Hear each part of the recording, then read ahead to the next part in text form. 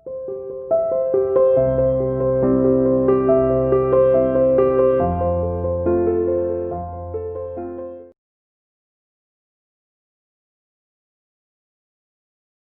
Students, welcome to online classes of Seer international school. So अब हम अपना next chapter start करते हैं, that is introduction to trigonometry. ये जो चैप्टर है ये बिल्कुल नया है आप लोगों के लिए कॉन्सेप्ट और बिल्कुल इजी चैप्टर है, ठीक है। सिर्फ एक ही टाइप का यूज़ होता है और इसमें काफ़ी सिलेबस आप लोगों का इस सेशन के लिए डिलीट भी हो चुका है इस चैप्टर में से, वो आपको हैंड टू हैंड बता दिया जाएगा। और न्यू टॉपिक है तो पहले थोड़ा सा बेसिक थ्योरी लिखा हुआ है यहाँ पे, तो आप पॉज करके इस थ्योरी को भी नोटबुक में आप राइट डाउन कर लेंगे, ठीक है। अब देखो सबसे पहले क्या है, इंट्रोडक्शन टू ट्रिग्नोमेट्री, ठीक। अब ट्रिग्नोमेट्री क्या होती है, पहले डेफिनेशन की बात करते हैं। तो trigonometry is the study of relationship between sides and angles of A triangle. Trigonometry क्या है, स्टडी है किसकी, रिलेशनशिप की। किसकी रिलेशनशिप की, साइड्स और angles of A triangles. Triangles की 3 साइड्स होती हैं और 3 एंगल्स होते हैं, तो ट्रिग्नोमेट्री क्या है, उन्हीं एंगल्स और उन्हीं साइड की एक स्टडी है, ठीक है। अच्छा, अब इसके अंदर बेटा ये बेसिक कॉन्सेप्ट यहाँ पे लिखे हुए हैं, इनको बिल्कुल ध्यान देना है। देखो सबसे मेन बात, ट्रायंगल की हम बात कर रहे हैं, लेकिन ट्रिग्नोमेट्री में हमेशा आप लोग ध्यान रखोगे कि ट्रायंगल हमेशा कौन सा यूज होएगा, राइट एंगल ट्रायंगल। ये कॉन्सेप्ट मोस्ट इंपॉर्टेंट है कि ट्रिग्नोमेट्री के अंदर हम ट्रायंगल कौन सा यूज करते हैं, हमेशा राइट एंगल ट्रायंगल। मतलब एक एंगल कितना होना चाहिए उसका, 90 डिग्री, ठीक है। अच्छा, यहाँ तक क्लियर हुआ कि ट्रिग्नोमेट्री क्या है, स्टडी है किसकी, relationship of sides and angles of A triangle, ठीक। दूसरी बात, जो हमारे पास ट्रायंगल हम लेके चलेंगे ट्रिग्नोमेट्री में, वो हमेशा कौन सा लेके चलेंगे, अपना राइट एंगल ट्रायंगल, ठीक। आगे देखो, आगे है ट्रिग्नोमेट्रिक रेशियोज। ट्रिग्नोमेट्री में हम क्या है, कुछ रेशियोज यूज करते हैं, ठीक। वो क्या होते हैं, ratios of sides of a right angle triangle with respect to its acute angle are known as trigonometric ratios. क्या है, वो रेशियोज हैं किसके, साइड्स ऑफ ट्रायंगल्स। यहाँ पर हमारे पास 3 साइड दिख रही है, उनका जस्ट एक रेशियो है, ठीक, corresponding to any acute angle. अभी क्वेश्चंस करेंगे, बिल्कुल सिंपल है, डेफिनेशंस की बात है, ठीक है। अच्छा, अब ट्रिग्नोमेट्री में बेटा हमारे पास 6 रेशियोज हैं, ठीक। ये थोड़ा ध्यान रखोगे क्योंकि इन्हीं में ट्रिग्नोमेट्री घूमेगी पूरी कंप्लीट, ठीक। ट्रिग्नोमेट्री में हमारे पास 6 रेशियोज हैं। पहला है, सिर्फ नाम देख लो, साइन, ठीक। शॉर्ट फॉर्म हम क्या यूज करेंगे, SIN, कंप्लीट नेम होता है SINT, ठीक। उसके बाद आता है कोसाइन। कोसाइन की शॉर्ट फॉर्म क्या होती है, कोस। टेंजेंट, टेंजेंट की शॉर्ट फॉर्म होती है टेन। कॉसिकेंट, कॉसिकेंट की शॉर्ट फॉर्म होती है कॉसेक। सीकेंट, सीकेंट की शॉर्ट फॉर्म होती है सेक। कोटेंजेंट, कोटेंजेंट की शॉर्ट फॉर्म होती है कोट, ठीक है। अभी तक हमें क्या समझ में आया कि ट्रिग्नोमेट्री क्या है, स्टडी है किसकी, साइड्स और एंगल्स ऑफ ए ट्रायंगल की, ठीक। दूसरी बात, जो हमें ट्रायंगल लेके चलना है वो हमेशा कौन सा लेके चलना है, राइट एंगल ट्रायंगल, ठीक है। अच्छा, दूसरी बात हमने एक और क्या चीज़ पढ़ा, ट्रिग्नोमेट्रिक रेशियोज। ट्रिग्नोमेट्री कितने रेशियोज होते हैं, 6 रेशियोज होते हैं। कौन कौन से, sine, cosine, tangent, cosecant, secant, cotangent. यहाँ तक क्लियर हुआ, ठीक। अच्छा, अब इतना समझ में आ गया, ठीक है। अब बिल्कुल बेसिक बेसिक बातें, ठीक। अब आप देखो ये थोड़ा सा ना, इसमें अब ये ध्यान रखना कि ट्रायंगल हमेशा कौन सा लेना है हमें, राइट एंगल ट्रायंगल, ठीक। राइट एंगल ट्रायंगल है, इसका मतलब एक बेस होगा, एक परपेंडिकुलर होगी साइड, और एक क्या होगी, हाइपोटेन्यूज, ठीक है। अब सबसे ज़्यादा दिक्कत यहाँ पे यही आती है कि इन कैसे आइडेंटिफाई करें, ठीक। एक कॉन्सेप्ट बताऊंगी, बिल्कुल ध्यान से समझना, सारे क्वेश्चन हो जाएंगे इजीली, ठीक है। देखो हमेशा बिल्कुल ध्यान रखना है कि 90 के सामने वाली जो साइड होगी, 90 के सामने वाली साइड, वो तो हमेशा क्या रहेगी हमारे पास, हाइपोटेन्यूज। बिल्कुल क्लियर कि हाइपोटेन्यूज कौन सी साइड है, जो हमारे पास 90 के आगे है, ठीक। 90 के सामने वाली साइड हमेशा क्या रहेगी, हाइपोटेन्यूज, ठीक है। अब बात आती है बेस और परपेंडिकुलर की। अब यहाँ ध्यान दो, अगर हम किसकी बात कर रहे हैं, एंगल ए की, अगर हम इस एंगल की बात कर रहे हैं, एंगल ए की, ठीक, तो जिस भी एंगल की हम बात करेंगे ना, उसके सामने वाली साइड क्या होगी, हमेशा परपेंडिकुलर, ठीक। अगर हम एंगल ए की बात कर रहे हैं तो परपेंडिकुलर क्या होगी, BC। BC will be the perpendicular, ठीक। अब थर्ड साइड कौन सी लेंगे, AB, तो AB क्या हो जाएगा हमारे पास, बेस। क्लियर हुआ, 90 के सामने वाली हाइपोटेन्यूज, ये तो हमेशा फिक्स है, ठीक है। अब बात आती है परपेंडिकुलर की, तो उसके लिए आप ये ध्यान दोगे कि हम कौन से एंगल की बात कर रहे हैं। तो जिस भी एंगल के बारे में हम बात करेंगे, उसके सामने वाली साइड कौन सी होगी हमारे पास, परपेंडिकुलर। बिल्कुल ध्यान रखना है, जिस एंगल की बात करेंगे उसके सामने वाली साइड परपेंडिकुलर, बस बिल्कुल छोटा सा कॉन्सेप्ट है, ठीक है। अब जैसे देखो अगर हम इसकी बात करते हैं एंगल सी की, हाइपोटेन्यूज चेंज नहीं होता, वो तो हमेशा 90 के सामने वाला रहता है, ठीक, लेकिन बेस परपेंडिकुलर चेंज होते रहते हैं, ठीक है। कैसे? अगर हम बात कर रहे हैं एंगल सी की, इस वाले एंगल सी की बात कर रहे हैं, ठीक, तो अब परपेंडिकुलर क्या होगा? एंगल सी के सामने वाली साइड, एंगल सी के सामने वाली साइड कौन सी है? A B. तो अब मेरे पास परपेंडिकुलर क्या हो गया? ए बी, ठीक। और हाइपोटेन्यूज फिक्स ही है ए सी, तो जो बच गई साइड कौन सी रह गई? बी सी, वो क्या हो जाएगी हमारे पास? बेस। ये ध्यान रखना है आपको, ठीक है, कि हाइपोटेन्यूज हमेशा कौन सी साइड होगी? जो 90 के सामने है, ठीक। परपेंडिकुलर कौन सी होगी? जिस एंगल की हम बात कर रहे हैं उसके सामने वाली साइड, एंगल के सामने वाली साइड हमेशा क्या रहेगी? परपेंडिकुलर। बेस जो रह गई, जो हमारे पास एक साइड रह गई, वो क्या हो जाएगी? बेस। इतना क्लियर हुआ कि हाइपोटेन्यूज क्या होगी, परपेंडिकुलर क्या होगा और बेस क्या होगा। ये कॉन्सेप्ट मोस्ट इंपॉर्टेंट है, ठीक है। हाइपोटेन्यूज 90 के सामने वाली, परपेंडिकुलर जिस एंगल की हम बात कर रहे हैं उस एंगल के सामने वाली साइड, वो क्या हो जाएगी? परपेंडिकुलर। और जो एक साइड रह गई वो क्या हो जाएगी? हमारा बेस, ठीक है।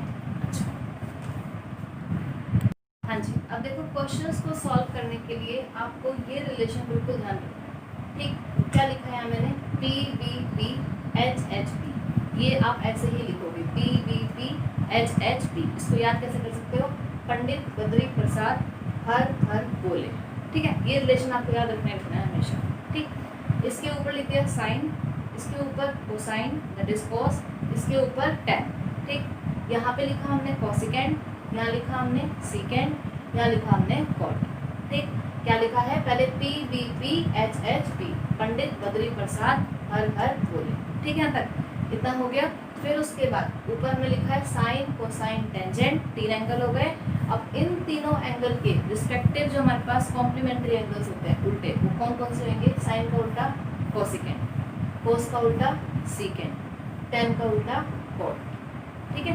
ये लिख दोगे यहाँ पे, इतना हो गया। अच्छा, अब देखो क्वेश्चंस कैसे करने हैं हमें। मान लीजिए पहले अब रिलेशन रीड करते हैं, यहाँ तक समझ में आ गया। अब देखो जैसे हमसे पूछा गया है साइन थीटा, थीटा क्या है? कोई भी एंगल है, मान लो एंगल सी है, इसकी वैल्यू सपोज करो 30 डिग्री है, ठीक। 30 की एक तो फाइनाइट वैल्यू हो गई, 30 ना लिख के मैंने क्या लिख दिया? थीटा। जैसे अलजेब्रा में हम एक्स यूज़ करते हैं, वैसे ही जब भी हम एंगल्स की बात करते हैं तो हम थीटा यूज़ कर लेते हैं, ठीक। थीटा इसके अलावा कुछ नहीं है, बस एक वही जैसे अलजेब्रा में हम अपना एक्स यूज़ करते हैं, ऐसे ही एंगल्स में हम थीटा यूज़ कर लेते हैं, ठीक है। अब देखो यहाँ पे अब मेरे से पूछा गया है साइन थीटा की वैल्यू क्या होगी, ठीक। आप ध्यान दो, साइन यहाँ पे आ रहा है, ठीक। अब ऊपर वाले एंगल्स के लिए मैंने एरो नीचे लगाया, ठीक। तो रेशियो क्या लेके चलोगे? P upon H, P divide by H, ठीक है। अच्छा, अब जहाँ पे P मतलब क्या है? परपेंडिकुलर, B मतलब क्या है?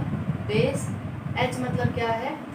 हाइपोटेन्यूज। क्लियर हुआ यहाँ तक, ठीक। साइन थीटा के लिए क्या हुआ? P अपॉन में H, ठीक। ऐसे ही कॉस थीटा, थीटा देखिए बेटा घबराना नहीं है, थीटा वही है हमारा जो अलजेब्रा में एक्स यूज होता है, मीन्स किसी भी एंगल का अगर हम साइन फाइंड आउट कर रहे हैं तो वो किसके इक्वल होगा? परपेंडिकुलर अपॉन में हाइपोटेन्यूज, ठीक है। ऐसे ही कोस थीटा, कोस थीटा देखो एरो नीचे ही लगेगा, ऊपर जो लिखे हुए हैं ऐसे पढ़ोगे, बी अपॉन में H, B divide by H. उसके बाद आता है टेन थीटा, टेन थीटा के लिए पी अपॉन में B, perpendicular divide by base. ज़्यादा क्लियर हुआ, ठीक।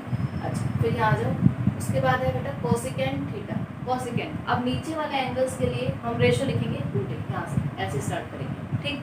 तो पहले क्या आएगा? एच और फिर आएगा पी। तो cosecant theta is equal to H divide by P, that is hypotenuse divide by perpendicular, ठीक है। अच्छा, फिर उसके बाद आता है सीकेंड थीटा, सीकेंड थीटा किसके इक्वल? एच अपॉन में B, h divide by b, that is hypotenuse divide by base. उसके बाद है कॉट, तो लिख दो यहाँ पे cot theta is equals to b divide by b, base divide by perpendicular. इतना है समझ में, ठीक है। यहाँ तक इसको कैसे रीड करेंगे ये बता दिया, ठीक। अब हमें फिर से वही बात है कि पी एच पी ये तो हमने लिख दी है। अब बात आती है कि परपेंडिकुलर क्या होगा, हाइपोटेन्यूज क्या होगा, ठीक है। मान लो हम इसी ट्राइंगल की बात कर रहे हैं ए बी सी, ठीक, जिसमें एंगल सी की वैल्यू कितनी है? थीटा है, ठीक है।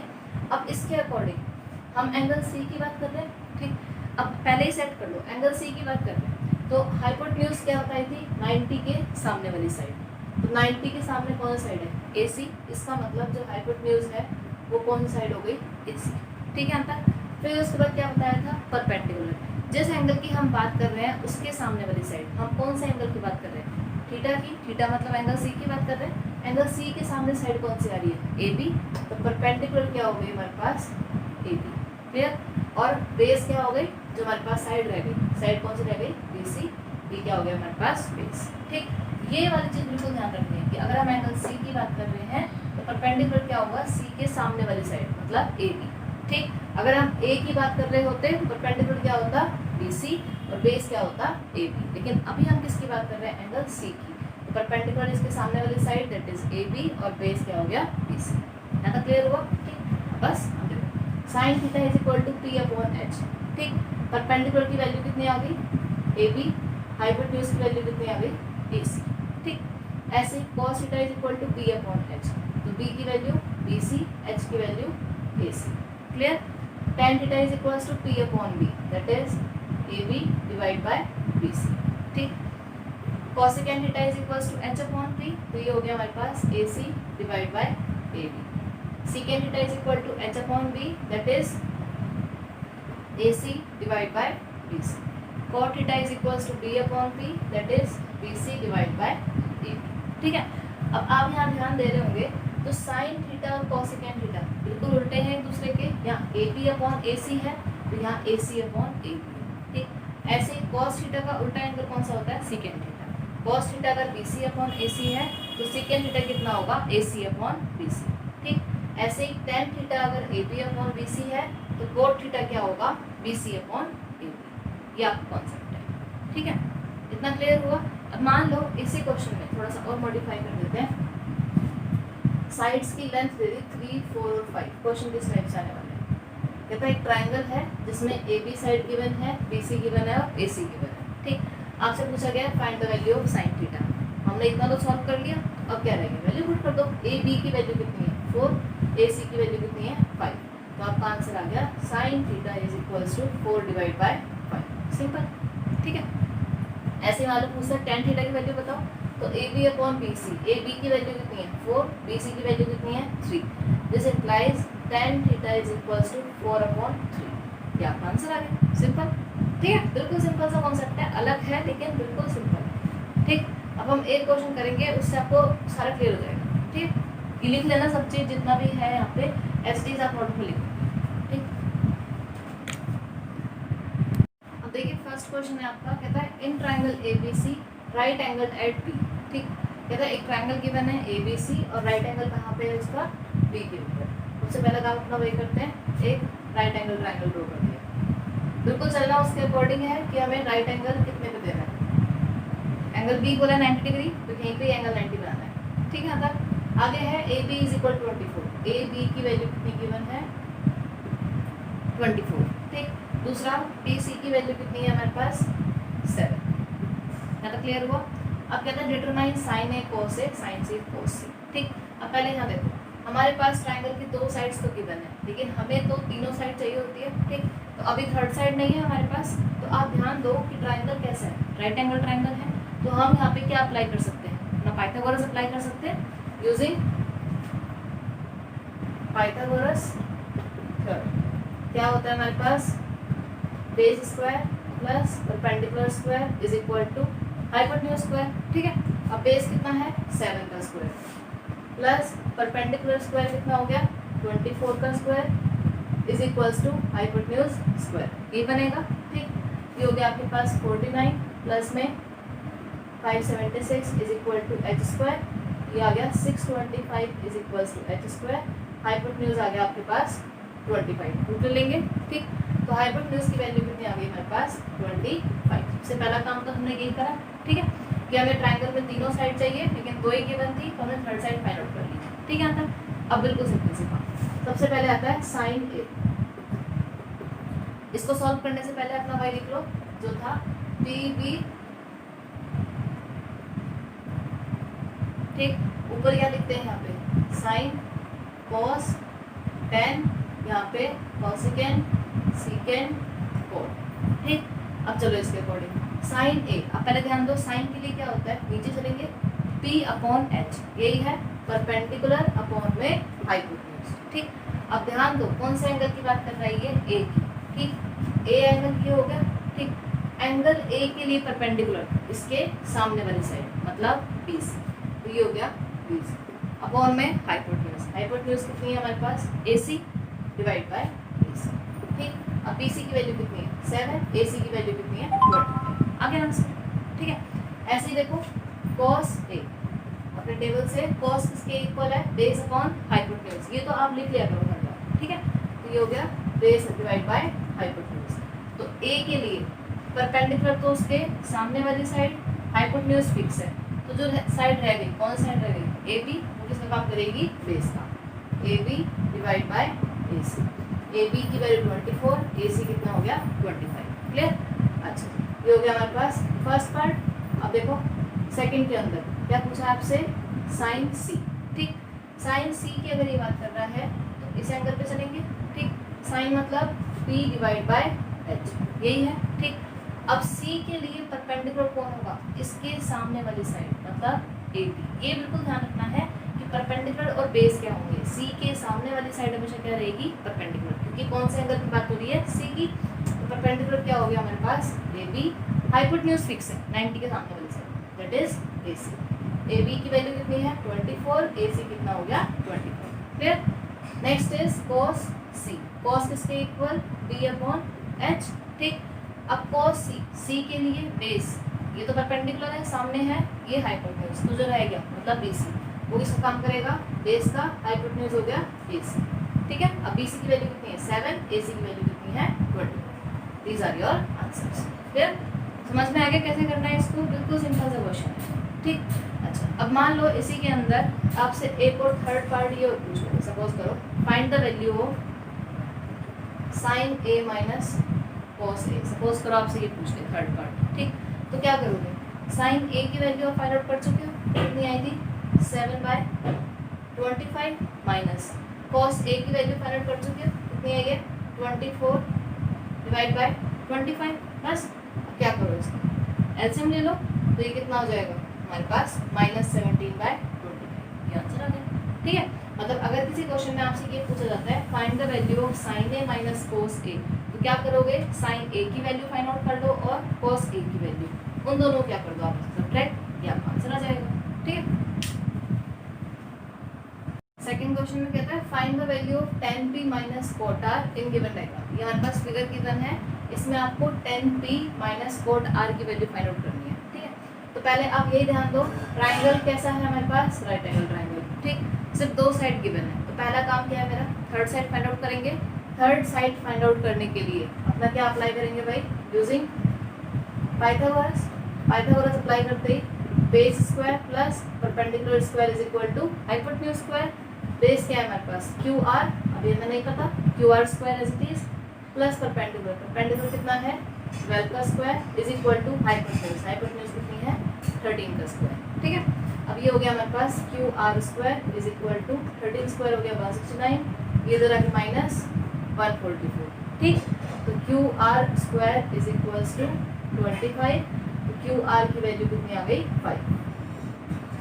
तो क्लियर हुआ, QR की वैल्यू कितनी आ गई हमारे पास 5। ठीक है, ट्राइंगल की तीनों साइड्स आ गई। ठीक, अब ये ध्यान दो हमें फाइंड क्या करना है, tan P minus cot R। We have to find the value of tan P minus cot R। अब इसकी वैल्यू फाइंड आउट करने के लिए पहले हमें किसकी वैल्यू पता होनी चाहिए, tan P की और cot R की। पहले ये फाइंड आउट कर लेते हैं। नाउ tan P, टेंजेंट किसके इक्वल है, P अपॉन B।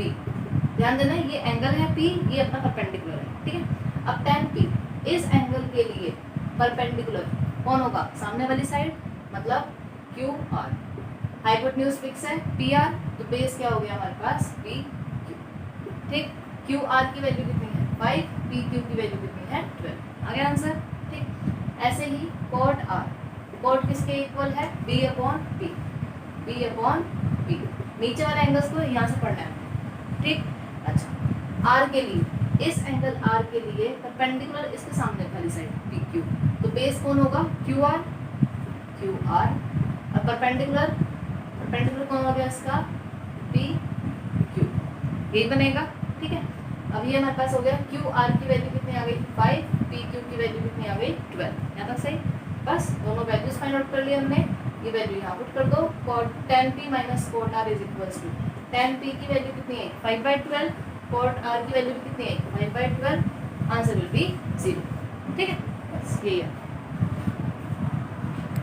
हाँ जी, अब देखिए नेक्स्ट क्वेश्चन है if 15 cot a is equal to 8 find sin a and secant a। ठीक है, अब यहाँ पे हमारे पास क्या गिवन है कि 15 cot a is equals to 8, यही दे रखा है। ठीक, अब आप ये ध्यान दोगे कि इसमें हमारे पास डायरेक्ट एक रेशो की हेल्प से हमारे पास बता दिया। ठीक है, मतलब एक रिलेशन गिवन है। ठीक, तो हम कह सकते हैं cot a की जो वैल्यू है वो कितनी हो जाएगी 8/15। 15 मल्टीप्लाई में इधर है क्या हो गया डिवाइड। ठीक है, अंतर। अब देखो, अब ये ध्यान देना, ऐसा ही क्वेश्चन आपका थर्ड है। थर्ड क्वेश्चन यहाँ से स्टार्ट होता है, मीन्स यहाँ पे मल्टीप्लाई में गिवन है, थर्ड क्वेश्चन में डायरेक्ट डिवाइड में दे रखा है, उसको आप खुद करोगे। ठीक है, यहाँ तक क्लियर हुआ। ठीक, अब देखो ट्राइंगल हमने कौन सा लेना है ए बी सी। अब इसमें एक तो ये चीज़ ध्यान रखनी है, यहाँ पे एंगल ए आ रहा है ना, इसका मतलब एंगल जो 90 डिग्री है वो ए तो नहीं होगा, क्योंकि ए यहाँ पे यूज है। ठीक, तो ए आप कहीं भी नाम दे सकते हो, लेकिन जो 90 डिग्री एंगल है उसको ए नहीं देना, क्योंकि ए हमारे पास यहाँ पे क्वेश्चन में यूज होगा। इतना क्लियर हुआ। ठीक, अच्छा अब देखो cot a की वैल्यू 8/15। ठीक, अब cot किसके इक्वल होता है b/p, ये हो गया b/p। ठीक है, अब ध्यान दो a के लिए बेस क्या होगा AB, परपेंडिकुलर a के लिए सामने वाली साइड मतलब BC। क्या तक क्लियर हुआ। ठीक, तो हम यहाँ से ये कह सकते हैं कि AB divide by BC is equals to 8/15। अब तक हमारे पास कोई भी साइड नहीं दे रखी, सिर्फ साइड्स का रेशियो हमने फाइंड आउट कर लिया कि AB डिवाइड बाय BC जो है वो किसके इक्वल होगा 8/15 के। ठीक है, अब हमारे पास ये रेशियो गिवन है ना, तो हम क्या कर देते हैं एक कॉमन मल्टीपल मान लेते हैं k। ठीक, लेट कॉमन मल्टीपल बी के, क्योंकि यहाँ पे रेशियो गिवन है, तो हम कह सकते हैं कि ए बी की जो वैल्यू है वो कितनी हो गई 8k और बी सी की वैल्यू कितनी हो गई 15k। ठीक, क्योंकि यहाँ पे रेशियो है, ऐसा नहीं रखा कि ए बी 8 है बी सी 15 है, सिर्फ क्या रखा है 8/15। तो 8/15 कब आ सकता है जब ये 8 का मल्टीपल हो, ये 15 का मल्टीपल हो, k से k कैंसिल, रेशियो कितना आ गया 8/15। ठीक है, तो ए बी की वैल्यू कितनी आ गई मेरे पास 8k और बी सी की वैल्यू आ गई हमारे पास 15k। आ गई दो साइड्स। ठीक है, अब अपना वही पहले वाला क्वेश्चन हो गया, दो साइड्स आ गई। अब पहला मेन काम क्या है, थर्ड साइड फाइंड आउट करोगे। थर्ड साइड मीन्स AC की वैल्यू कैसे फाइंड करेंगे बाय यूजिंग पाइथागोरस। पाइथागोरस क्या है base square plus perpendicular square is equal to hypotenuse square. Base क्या है 15k का होल स्क्वायर, परपेंडिकुलर क्या है 8k का whole square is equals to hypotenuse square. यही है। अब 15k स्क्वायर कितना हो गया, 15 का स्क्वायर हो गया 225 और k स्क्वायर प्लस ये हो गया 64k square is equals to hypotenuse square. ठीक है, ये हो गया हमारे पास 289k square is equals to hypotenuse square. तो हाइपोटेन्यूज की वैल्यू कितनी आ गई 17k। रूट ले लोगे, हाइपोटेन्यूज मतलब AC की वैल्यू कितनी आ गई हमारे पास 17k। यहाँ तक क्लियर हुआ। इस क्वेश्चन में थोड़ा सा बस यही है। ठीक, इंपॉर्टेंट क्वेश्चन है। यहाँ पे डायरेक्ट साइड्स ना देके हमारे पास साइड्स का, पहले तो आपके पास एंगल की वैल्यू दे रखी है, उस एंगल की वैल्यू से हमने साइड्स का रेशियो फाइंड आउट कर दिया। ठीक है, रेशियो आ गया तो हमारे पास साइड्स आ गई, किसी का मल्टीपल 8k इंटू 15k। ठीक, अब दो साइड्स आ गई, क्या रह गया थर्ड साइड की वैल्यू फाइंड आउट करनी रह गई, वो हमने फाइंड कर दी। ठीक है, अंतर। अब बस अब आपसे क्या पूछा है sine A is equals to, देखो साइन के लिए क्या होता है p/h। ठीक, परपेंडिकुलर a के सामने वाली साइड मतलब BC कितने में है 15k और हाइपोटेन्यूज 90 के सामने वाली साइड मतलब 17k। कितना आंसर आ गया 15/7। k से k कैंसिल। ठीक, ऐसे ही एक और क्या है सेकेंड a। सेकेंड किसके इक्वल है h/b। a के लिए हाइपोटेन्यूज तो वही रहेगा 17k, a के लिए परपेंडिकुलर BC तो बेस क्या हो गया AB that is 8k। k से k कैंसिल, कितना आंसर आ गया 17/8। क्लियर।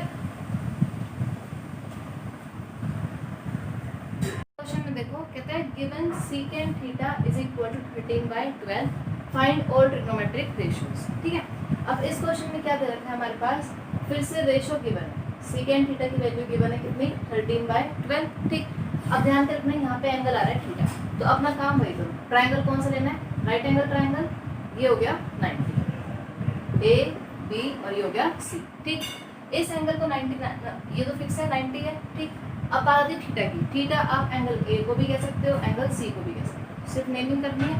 ठीक है, यहाँ तक अब बस अपना वही काम, secant theta is equal 13/12, secant theta किसके इक्वल होता है, secant H upon B, H upon B, H B के लिए, अब देखो थीटा के लिए ये थीटा है, हाइपोटेन्यूज तो भाई 90 के सामने वाला मतलब ए सी। ठीक, और थीटा के सामने वाली साइड क्या है, परपेंडिकुलर ए बी, जो रह गई वो क्या हो गई बेस, इसका मतलब बी सी। यहाँ तक क्लियर हुआ, ए सी डिवाइड बाय बी सी। ठीक, तो हम क्या कह सकते हैं कि ए सी डिवाइड बाय बी सी की वैल्यू कितनी आ गई हमारे पास 13/12। ठीक है, पहले ट्रिग्नोमेट्रिक रेशियो गिवन था, उसकी हेल्प से हमने साइड्स का रेशियो फाइंड आउट कर दिया। ठीक है, कि ए सी डिवाइड बाय बी सी किसके इक्वल आएगा 13/12। ठीक, अब फिर से वही बात है, रेशियो गिवन है तो हम क्या सपोज कर लेते हैं, लेट कॉमन मल्टीपल बी के सपोज कर लिया, तो ए सी की वैल्यू कितनी हो गई हमारे पास 13 के, और बी सी की वैल्यू कितनी हो गई 12 के। ए सी आ गया 13 के, बी सी आ गया 12 के। यहाँ तक क्लियर। अब फिर से भाई बिल्कुल सेम आता है कि ट्राइंगल आ गया हमारे पास जिसमें दो साइड गिवन है, हमें थर्ड साइड और फाइंड आउट करनी पड़ेगी। उसके लिए क्या करेंगे, अपना by using Pythagoras theorem, Pythagoras के according base square plus perpendicular square is equals to hypotenuse square. Base कितना है 12k का whole square, plus perpendicular square मतलब A B square is equals to hypotenuse square मतलब 13k का whole square. यहाँ पे कोई फर्क नहीं पड़ता, बेस परपेंडिकुलर कोई भी ले सकते हैं। ठीक है, अच्छा अब ये हो गया हमारे पास A B square is equals to 169k square minus 144k square. तो ए बी यहाँ पे कितना है 25k स्क्वायर, तो ए बी की वैल्यू कितनी आ गई 5k, A B is equal to 5k। यहाँ तक हुआ। ठीक, इतना आ गया समझ में। बस यहाँ पे थीटा था इसलिए ये क्वेश्चन कराया गया है, नहीं तो बिल्कुल सेम फोर्थ क्वेश्चन जैसा है। ठीक है, थीटा आप किसी को भी नाम दे दो, अपना ए को या सी को, उससे कोई फर्क नहीं पड़ेगा। ठीक, बस अब क्या रह गया, हमें सारे के सारे ट्रिग्नोमेट्रिक रेशियोज की वैल्यू फाइंड आउट करनी है। तो सीकेंट थीटा गिवन है, अब हमें किस की वैल्यू फाइंड करनी है, सबसे पहले साइन थीटा, फिर कॉस थीटा, फिर टेन थीटा, फिर cosecant theta. Secant theta given है, एक और क्या रह गया कॉट थीटा। ठीक है, वैल्यूज दो बता देती हूँ, ये वाला करते हैं, ये तीनों आप खुद करेंगे। ठीक, देखो कोसेकेंट थीटा किसके इक्वल एच अपॉन पी, ये टेबल तो आपको याद रखनी है, एच अपॉन पी। ठीक, थीटा के लिए हाइपोटेन्यूज तो फिक्स है कौन ए सी, और थीटा के लिए परपेंडिकुलर इसके सामने वाली साइड मतलब ए। यहाँ तक सही हुआ। ए सी की वैल्यू 13k, ए बी की वैल्यू 5k, के से के कैंसिल, कितना आंसर आ गया 13/5। ठीक है, ऐसे ही कॉट थीटा, कॉट थीटा किसके equal B upon P, B upon P. Cot theta, theta के लिए बेस क्या रहेगा बी सी, और परपेंडिकुलर कौन रहेगा ए बी। ये हो गया 12k divide by 5k, cancel, कितना आंसर आ गया 12/5। ठीक है, ये आप लोग खुद करोगे, बिल्कुल सेम ऐसे करो।